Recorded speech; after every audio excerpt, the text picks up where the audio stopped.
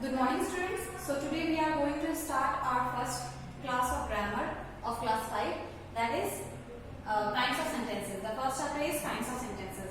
There are 4 types of sentences: declarative, interrogative, imperative and exclamatory sentences. First we will discuss about what are sentences. Sentences क्या होता है? A group of words when formed in such a pattern that it gives a complete sense is known as sentence. एक group of words जब arrange किया जाए, एक pattern में arrange किया जाए तो उससे कुछ मतलब निकले, एक कंप्लीट सेंस आपको मिले, तो उसको हम लोग डिक्लेरेटिव सेंटेंस सेंटेंस कहते हैं। एक ग्रुप ऑफ वर्ड्स जब कुछ एक पैटर्न में अरेंज किया जाए तो उसको हम लोग सेंटेंस कहते हैं। एग्जाम्पल, ईट्स सीता और गौवा, ये भी ग्रुप ऑफ वर्ड्स है, एक शब्दों का समूह है, लेकिन ये इसको पढ़ने से कोई एक मतलब नहीं निकल के आता है। इसका मतलब ये सेंटेंस के लिए क्वालिफाई नहीं करेगा। बट अगर इसको अरेंज किया जाए, एक पैटर्न में अरेंज किया जाए, तो ये एक सेंटेंस बन सकता है। तो वो पैटर्न क्या है? पहले आना चाहिए सब्जेक्ट, फिर आना चाहिए वर्ब, फिर आना चाहिए ऑब्जेक्ट। तो इस सेंटेंस में सब्जेक्ट हो गई सीता के बारे में बात किया जा रहा है। वर्ब क्या होता है? जिससे हम लोग को, जो सबसे हम लोग को काम करने का पता चलता है। तो यहाँ पे क्या काम हो रहा है? यहाँ पे खाने का काम हो रहा है, तो ईट्स हो गया वर्ब, और ऑब्जेक्ट क्या खाने का बात हो रहा है? सीता। ऑब्जेक्ट एक सेंटेंस को कंप्लीट करेगा। सीता सब्जेक्ट और खा रही है, सीता खा रही है, सीता क्या खा रही है? तो अ गुआवा। अब ये एक पूरा सेंटेंस मीनिंगफुल सेंटेंस, क्योंकि एक पैटर्न पे आ गई। Now we will start our kinds of sentences. So first is declarative sentence. अगर कोई सेंटेंस में कुछ डिक्लेयर किया जाता है, कुछ ट्रूथ एक्सप्रेस किया जाता है, या कोई फैक्ट को स्टेट किया जाता है, तो उसको डिक्लेरेटिव या फिर असर्टिव सेंटेंस कहते हैं। In a sentence, when something is declared or a truth is stated or fact is stated, then those type of sentences are known as declarative sentence. For example, there are 8 planets around the sun. It's a truth. अब हम लोग के सन के चारों तरफ solar system में 8 planet है, so it's a truth. So ये declarative sentence हो गया। Birds have wings, so they can fly. Birds, पक्षियों के पास पंख होते हैं, इसलिए वो लोग उड़ सकते हैं। ये डिक्लेरेटिव सेंटेंस हो गया। Sun sets in west, sun west में डूबता है, ये एक फैक्ट है, तो ये डिक्लेरेटिव सेंटेंस हो गया। Now the second type of sentences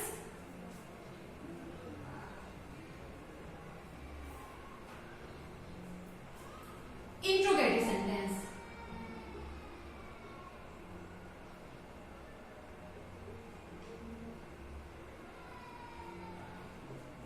So, what are interrogative sentence?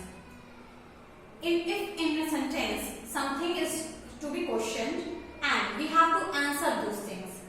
अगर कोई भी सेंटेंस में कुछ पूछा जा रहा है and we have to answer, हम लोग को आंसर करना है, तो उसको क्या कहते हैं?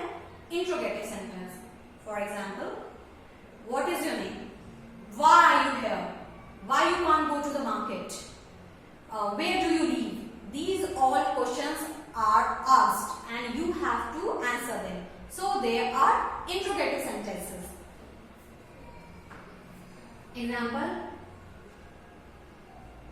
where do you live? तुम कहाँ रहते हो? What is your name? तुम्हारा नाम क्या है?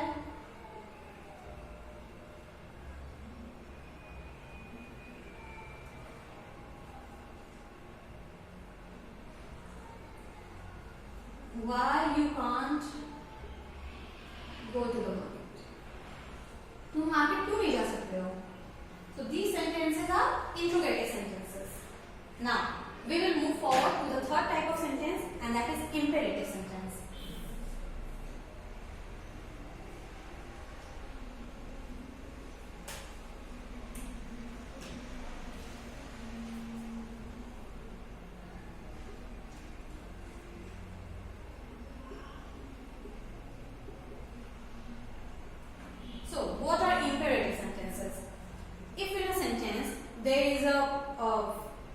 emotion of command, request, or some advices, suggestion.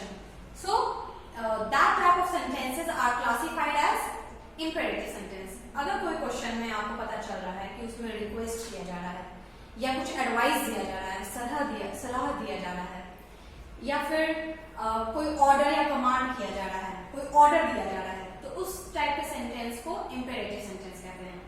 For example, please give me a glass of water. Please give me a glass of water. इस sentence में रिक्वेस्ट किया जा रहा है. सो ये इंपेरेटिव सेंटेंस हुआ जिसमें रिक्वेस्ट किया गया.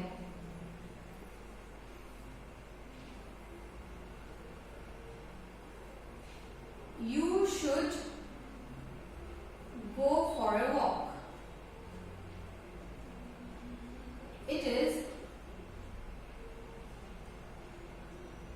beneficial for your health. इस सेंटेंस में आपको सजेशन दिया जा रहा है कि आपको वॉक पे जाना चाहिए क्योंकि ये आपके हेल्थ के लिए बेनिफिशियल है, यानी बेनिफिट करेगा, आपको प्रॉफिटेबल है. सो ये है एडवाइस. सो ये भी इंपेरेटिव सेंटेंस में आ गया. एक और हो गया ऑर्डर. Open the door. ये क्या है? ऑर्डर. दरवाजा खोलो. ये डायरेक्ट ऑर्डर दिया जा रहा है कि आप दरवाजा खोलो. So these are the types of imperative sentences. Now the fourth type is exclamatory sentences.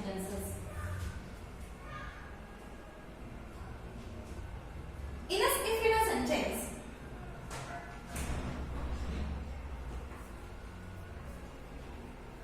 exclamatory sentences.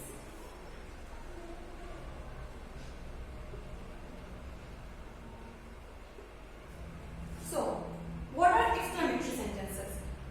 If in a sentence there is a strong feeling of, there is a strong expression of feelings, feelings such as anger, or maybe anguish, or happiness, sorrow, joy, admiration, disgust feelings. So, अगर कोई भी sentence में किसी भी तरह का strong feeling express होता है, या तो वो बहुत ज्यादा उदासी का हो, या उदासी का हो, खुशी का हो, गुस्सा का हो, या फिर घृणा का हो, तो इस टाइप के सेंटेंसेस को हम लोग क्लासिफाई करते हैं as an exclamatory sentences. Exclamatory sentences में एक बात है कि उसमें एक्सक्लेमेशन मार्क्स होगा. एक्सक्लेमेशन मार्क मतलब ये हर एक्सक्लेमेटरी सेंटेंस में या तो एक्सक्लेमेटरी वर्ड के बाद या तो एक पूरे सेंटेंस के बाद एक्सक्लेमेशन मार्क होगा. For example, today we won the match.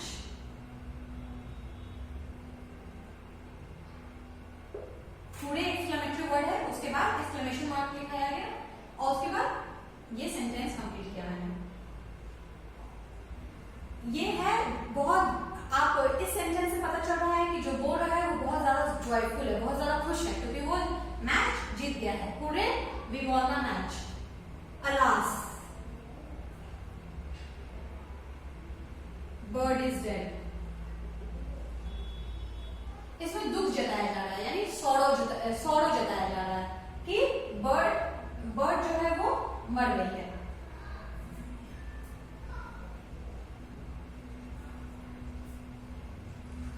How beautiful the bird is. इस पूरे सेंटेंस के बाद यहाँ अलास एक एक्सक्लेमेटरी वर्ड है, इसलिए हम लोग ने अलास के बाद एक्सक्लेमेशन मार्क लगाया है. अब ये पूरा सेंटेंस के बाद, ये एक्सक्लेमेटरी सेंटेंस है, इसमें कोई एक्सक्लेमेटरी वर्ड नहीं है, इसलिए हम लोगों ने लास्ट में एक्सक्लेमेशन मार्क लगाया है. How beautiful the bird is. कितना ब्यूटीफुल ये बर्ड है.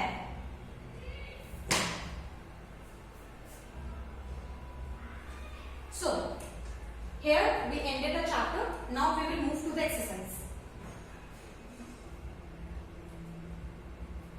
First,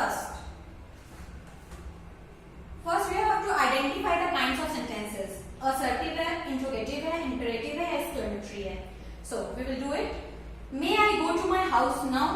क्या मैं अपने घर जा सकता हूँ?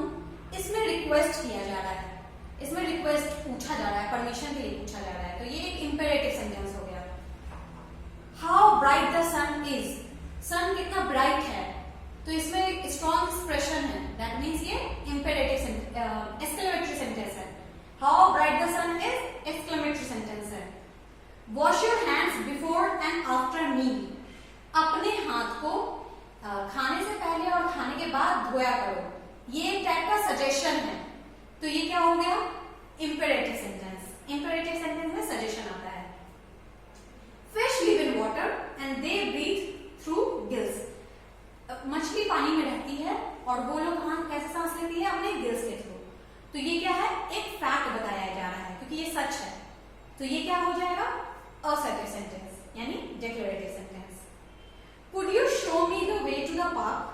क्या तुम मुझे पार्क तक रास्ता दिखा सकते हो? ये इंट्रोगेटिव सेंटेंस है, क्योंकि इसमें क्वेश्चन किया जा रहा है, इसमें रिक्वेस्ट नहीं है, इसमें डायरेक्ट क्वेश्चन किया जा रहा है, क्या तुम दिखा सकते हो? Please help me replace that flat tyre, please मुझे हेल्प करो, इसमें क्या है? रिक्वेस्ट किया जा रहा है, दैट मीन्स ये इंपेरेटिव सेंटेंस हो गया। What a hot day it is today, कितना गर्मी है आज, तो ये हो गया एक्सक्लेमेटरी सेंटेंसेस। इसी तरह पूरा एक्सरसाइज आपका कंप्लीट कर लेना ना। अब आपको सेकंड बी में आपको क्या करना है? कॉलम मैच करके एक ग्रुप ऑफ ये इसको मैच करना है और उसको यहाँ लिखना है, मीनिंगफुल सेंटेंस बनाना है और उसके बाद यहाँ रिराइट करना है। तो an apple a day keeps the doctor away, our school will reopen after some time.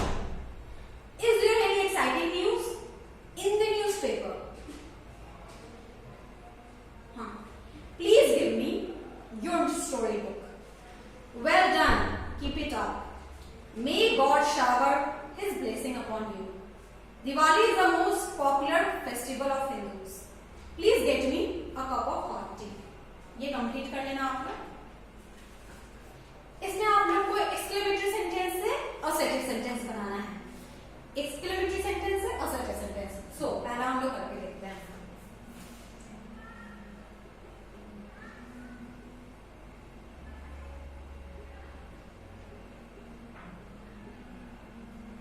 How interesting this story is.